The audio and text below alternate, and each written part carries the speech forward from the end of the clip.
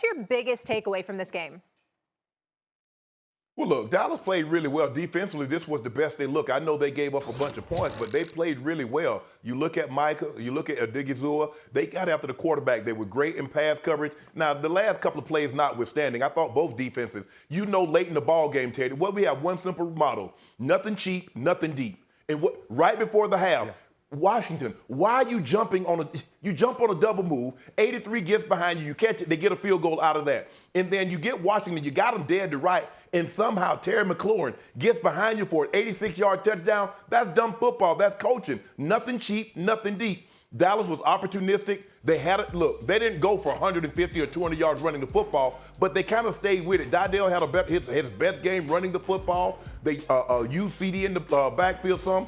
To try to get him carries. He's one of your best players, so you try to find ways to get him the football. But what I was most impressed with Dallas, they're without their starting quarterback, 3 offensive linemen, their left tackle. The best thing that the Cowboys did yesterday was bench that left tackle Guyton, because all he does is hold and draw penalties. And even when he came in there for an extra lineman, Tedy, he picked up 2 penalties and he probably played 10 snaps. So that was the best thing they did. But when you look at them defensively, they did a much better job of attacking Jaden Daniels, making him see things that weren't there, and then when he thought they weren't there, they absolutely were. Micah was outstanding yesterday. This is the Micah that I expected to see the entire season. Your name has to be imprinted. You're one of the premier players on the defensive side of the football, and you need to show up like you showed up yesterday for the rest of the season in order for you to have any chance of not only winning games, but you said you want to make the playoffs. So I was very impressed with Dallas. Maybe we had too much stock in the Washington Commanders.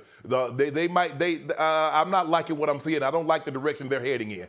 Well, I'm glad you brought that up, because we've given props to Cliff Kingsbury when they started out about 7-2. They've lost 3 straight. They should have lost that game against Chicago when they won on the Hail Mary. So when you take all of those things into consideration, Hail Mary, you got to take all those things into consideration and say there should easily be 4 losses on the season for these guys. Or, I'm sorry, not more than the 5 that they have. You look at them right now and you say to yourself, okay, where do we go from here? What do you peel from this game? I'm going to tell you what I'm thinking about. I'm thinking about the $100 million in cap space that's on injured reserve for the Dallas Cowboys. I got the list right here. Dak Prescott, DeMarcus Lawrence, Zach Martin, Trayvon Diggs, Brandon Cooks. Okay?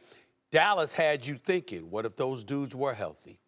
What if they hadn't suffered the injuries that they have suffered this year? Could there have been a slightly better team than we've been witnessing? Could they have been an above 500 team battling for the NFC? I'm just saying it's a legitimate question in light of what we see tailing off with the Commanders. Not when it comes to the Eagles, but when it comes to the Commanders. It makes you look at it just a touch differently.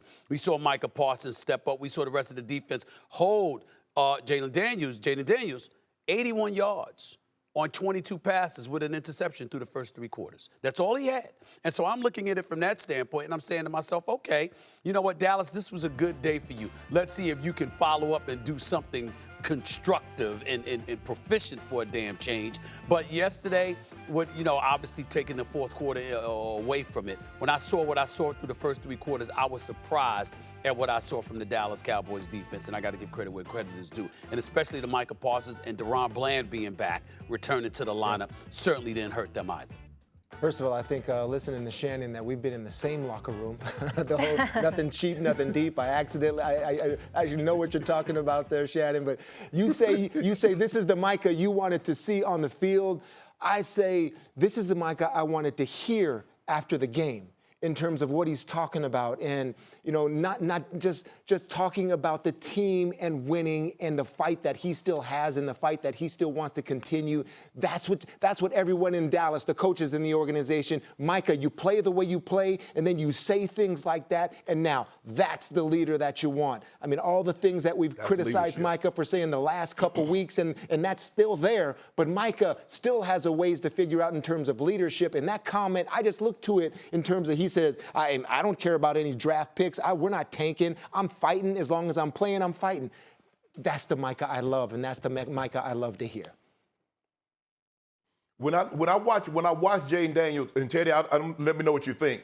I thought they did a great job of crowding the line of scrimmage and speeding his thought process up, because every time they were up there, he thought they were coming. And it sped him up through the entirety of the game, and he rushed them throws. And sometimes they came, and sometimes they backed out of it. But you have to give the Cowboys credit, because they cooled down a quarterback, and Jaden has cooled off over the last 3 to 4 weeks. But I love what I saw from the Cowboys. They had a consistent running game. Oh, no, they weren't running like what Saquon did last night, but it was enough to play action off of, and guys made plays down the field. And that's what you have to have. Well, you have to have guys. They went in there to fight, because you're without Zach Martin. You're without your starting left guard, who's a Pro Bowl player. We know Zach Martin is one of the historic great guards in NFL history. You make a change at the left tackle spot, and your starting quarterback is out, and he's gone for the entirety of the year. I just love the fight and the resolve that I saw from the Cowboys, that when everything was against them, everybody had counted them out. They said, you know what? If we go here, we win this game against the Commanders, and we got a bad Giants team coming on Thanksgiving, who's to say we can't get one of these last wild card spots? That's true. I believe we can. There are 3 available. I believe we can get one of those wild card spots. Now, 2 of them, I believe, are going to the NFC North. We're often asking, like, who could be next? Could it be Deion Sanders for the Cowboys? Could it be Belichick? Do you think Belichick would be a good fit for the Cowboys, considering we know how Jerry Jones runs the team and holds all the control? Or do you think there would be strife in that situation? I don't know how that would work, truthfully. I mean, with Bill and Jerry, I think there's a lot of discussions that would have to go on between, this is my realm, this is your realm. Because what Bill preaches in the locker room in terms of distractions and how things should be done, if it's contradicted, all right, how it would drive him crazy.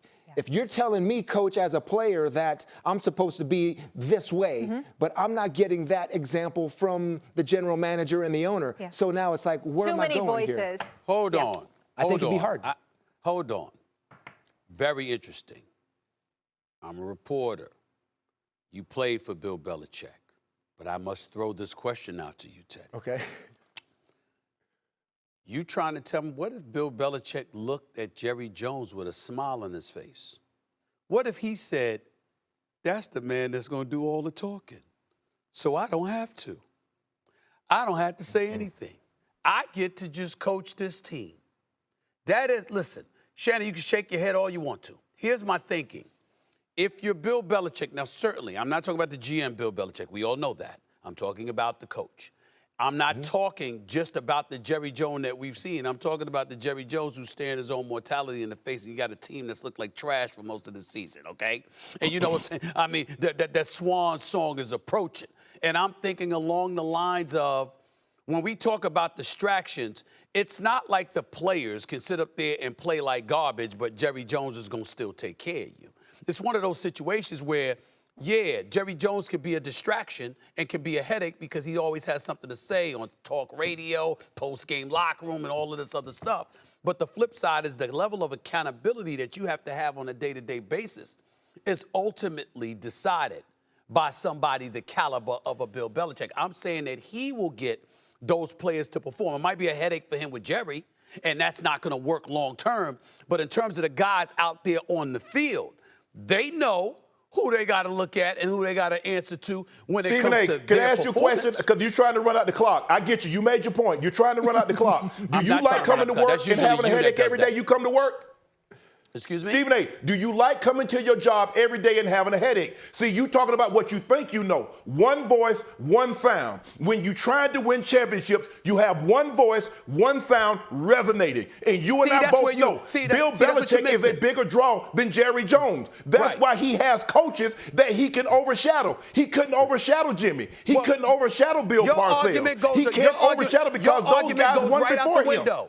Your argument goes right out the window when you mention championship and the Cowboys. Now you know more football. Go ahead. Okay. Hold on. Come on, Shannon. I never said I know more football than you. Stop that. I've never said that. But Tedy and I are trying to tell you, we're speaking from firsthand knowledge about guys with this type of personality. I get it. You love Jerry. There's a lot to love about it. But Tedy, can you please explain to this man, when you're trying to win championships, you need one voice talking for everybody. Not Jerry talking, not Bill talking, and then the coach, because they know this. Jerry is going to take care of the players because he's going to overshadow Bill's authority.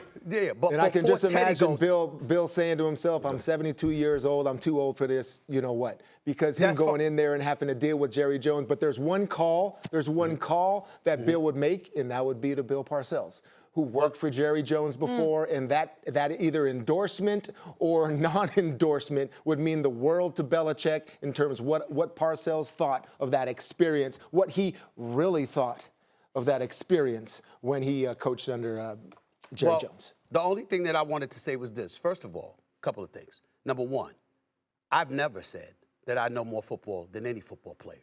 Don't put that on me. I've never said that, not one time, ever. A matter of fact, I religiously say that I learned my football from you guys. So I didn't deserve that, Shannon. That's number one. Number two, I'm not talking championship. I'm saying the Dallas Cowboys have stunk something to get them back. Now, you might sit up there. Dallas ain't nowhere near damn championship. So I'm saying to you, I'm looking at them, anything to get them back to respectability. That's all I was talking about. But they're saying because that's how bad they've been. No, but there's not a unified Stephen A, this voice. is the Cowboys. The standard is Super Bowls. It's not about respectability. for If you those bring Bill fools. Belichick in, you all you're trying to do is get respectable? Hey, so Shannon, if you bring Coach Belichick in, when has the Cowboys been mindset? When have the Cowboys been standard for Super Bowl according to me? You know I laugh at it all the time. 29 years and counting. Yes. That's my point. But here's the thing, Stephen A.